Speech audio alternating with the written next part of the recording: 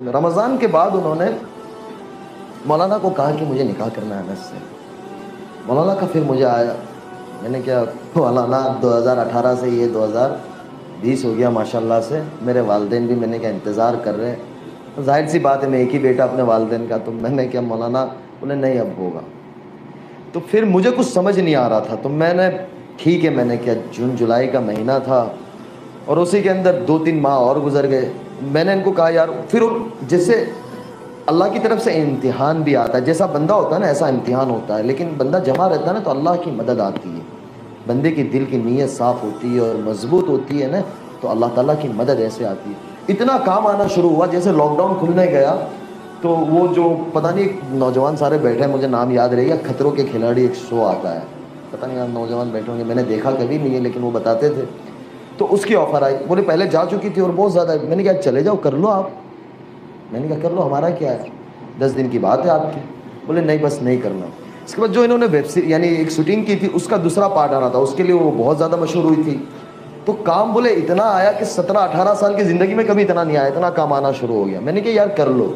پھر انہوں نے کہا کہ میرے سر سے میں دوپٹہ کبھی نہیں اتاروں گی۔ میں نے کہا دیکھو یہ بہت بڑا فیصلہ ہے، یہ آسان نہیں ہے۔ میں نے کہا آپ اپنی زندگی انجوائے کرو، ہمارا دین کسی کو کسی طریقے سے باندھنا نہیں چاہتا، اللہ تعالیٰ نے ہمارے دین میں بڑی آسانی بڑی سہولتیں اور بہت زبردست دیا ہوا ہے دین، یہ دین اللہ تعالیٰ مجھے اور آپ کو سمجھا دے، اس کا اصل دین ہمیں اور آپ کو سمجھا دے۔ تو میں نے ان کو بولے بس میں نے طے کر لیا، مجھے کہا کہ مجھے اناؤنس کرنا ہے، مجھے چھوڑ دینا ہے۔ میں نے کہا یار آپ سوچ لو، میں ٹالتا رہا، اکتوبر آ گیا، بولا آپ نے اب نہیں کہا نا تو میں اپنے اعتبار سے اناؤنس کر دوں گی۔ میں نے کہا یار خاموخواہ کیوں یہ کر رہی ہو، بس بولے بس میں نے 17 سالی زندگی کے اندر لوگوں کو اس سے نقصان پہنچایا ہے، تو میرا نیت ہے کہ میں اللہ کے بندوں کی اور انسانوں کی خدمت کروں، دنیا میں بسنے والے ہر انسان چاہے جو بھی مذہب کا ہو میں اس کے لیے کام آؤں، میں اس کے لیے خدمت کروں، لوگ پریشان حال ہیں تو میں اس کے لیے خدمت کروں، اور اللہ مجھ سے کام لے گا، مجھے کہ میں ان کے کام آؤں، میں بڑا یعنی ارادے نہیں کہ اللہ تعالیٰ ان کو اس کے اوپر اتارا کہ میں کوئی ہاسپٹل بناؤں، میں اس طریقے سے کچھ کام کروں۔ میں نے کہا یار یہ بہت بڑا فیصلہ ہے۔ 9 اکتوبر تھا، میں نے کہا دیکھو آپ سوچ لو، بولے نہیں بس میں نے طے کر لیا۔ میں نے کہا ٹھیک ہے، پھر مغرب کے بعد ڈالا، دوسرے دن اس کو میڈیا نے کور کیا اور چھوڑو۔ میں نے کہا دیکھو یہ بہت بڑا فیصلہ ہے نا، یہ یاد رکھنا۔ بولے نہیں، میں نے کہا بس اللہ میاں خیر کرے۔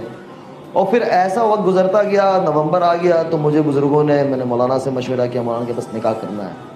پھر بزرگوں کے مشورے سے نکاح ایسے ہوا کہ آپ یقین نہیں کرو گے، میرے بہنوی نے میرا ایک جوڑی کپڑا تیار کیا، مجھے پتا بھی نہیں تھا میرا جمعہ کو نکاح ہے، جمعرات کو میرے پاس کپڑا نہیں تھا۔ میں نے کہا بس ہو جانا ہے، جا کے مسجد میں بیٹھ گیا۔ حضرت مولانا احمد لاٹ صاحب کا بیان مسجد میں شروع تھا، مولانا لے کے گئے، میں باتھ روم میں تھا، تیار ہو رہا تھا، یعنی وہ سچویشن میں نکاح ہوا ہے۔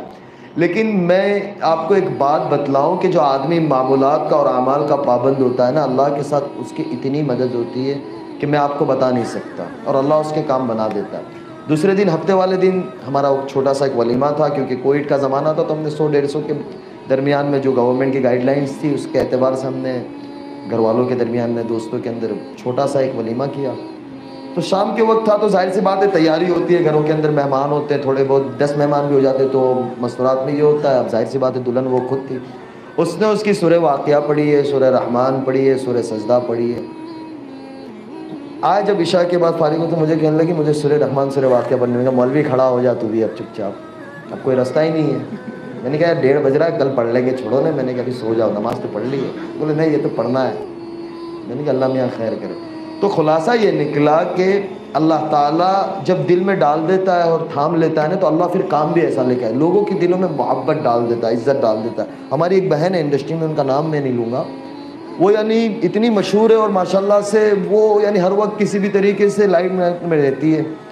وہ ان کو میسج کرنے لگی کہ یار آپ گاڈ کی اینجل ہو، آپ میرے لیے دعا کرو کہ اللہ میرے لیے بھی اچھا کر دے، اور آپ کو دیکھ کے بڑا اچھا لگتا ہے، سکون آتا ہے۔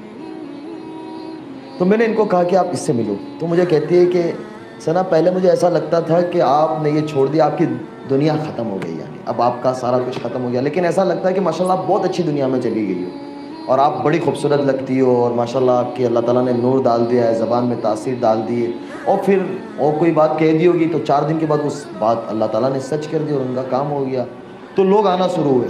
تو پتہ یہ چلا کہ اللہ تعالیٰ میرے اور آپ کے اندر وہ صلاحیت رکھی ہے، لیکن اس صلاحیت کو ہم کھولیں اور اللہ کے آگے مانگے کہ اللہ میرے اور آپ سے ایسا کوئی کام لے لے کہ کہ جو ہماری آخرت کا ذریعہ بن جاوے. دنیا 4 دن کی ہے. یہ کورونا کے زمانے میں سب کو پتہ چل گیا کہ یعنی کوئی بتا نہیں سکتا کہ میں اتنا وقت رہوں گا اور میں ایسا کروں گا اور میں ایسا کروں گا.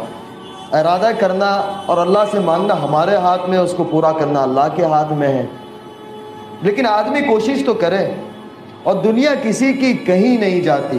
وہ مجھے کہتی ہے کہ آج یعنی میں خود یہ بات کو سمجھتا ہوں کہ یہ پہلے میں اتنی مشہور نہیں تھی. ہماری ماں بہنیں اور بڑی اماں جو گھروں میں ہوتی ہے وہ ثنا خان کون تھی پہلے نہیں جانتے تھے، لیکن اب کہتے وہ ثنا خان ایک ہے. ایک اماں مجھے کہنے لگی، کل کی بات ہے، کل ایک جگہ پہ میں تھا تو وہ بڑی عمر ہمارے نانا رحمۃ اللہ علیہ کے زمانے سے ان کے ساتھ تعلق تھا، تو میں ان کی ملاقات کے لیے حاضر ہوں. بولے وہ گجراتی مجھے کہنے لگی પેલી કોઈ સના ખાન જે આપણા ગુજરાતી પોયરા સાથે શાદી કરેલી છે કે એ તું જ છે. પછી મને ખબર પડી કે તો मैंने कहा वो किस में थी आपने पहले देखी ना कि હમણાં જોઈ તારી વાઈફને કે मैंने कहा दुआ करजो મારા માટે.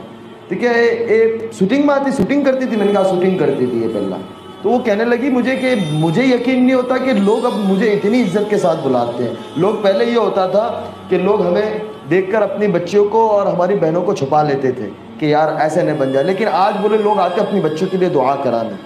यानी अल्लाह ताला ने किस तरीके से टर्निंग लिया, यू टर्न कैसे अल्लाह रब्बुल इज़्ज़त ने लिया कि अल्लाह किसी की दुनिया ज़ाय नहीं करता. और अल्लाह ताला जब किसी को इज़्ज़त दे देने का फ़ैसला करता है तो दुनिया की कोई ताकत उसे नहीं रोक सकती. तो बात का खुलासा ये है कि मेरी और आपकी ज़िंदगी की कीमत हम लगाएं और हम इसकी कीमत को पहचानें. अल्लाह ताला ने ये जो वक्त दिया है ये बहुत कीमती वक्त है कि इसके पीछे नबियों का सब कुछ लग गया, सहाबा का सब कुछ लग गया, उसके बाद आकर ये दिन मुझे और आपको पहुंचा है. अरे भाई हम कौन होते हैं किसी को ये कहने वाले कि ये ऐसा है? हम जाकर देखें तो सही कि अल्लाह ने बतौर ईमान वाला हर एक को बहुत बड़ी नेमत दी है कि उसने एक दफ़ा भी ला इलाहा इल्लल्लाह मुहम्मदुर रसूलुल्लाह पढ़ा है, वो अल्लाह की नज़र में बहुत कीमती है. मैं और आप उसकी कीमत नहीं लगा सकते और मैं और आप उसके बारे में राय कायम नहीं कर सकते.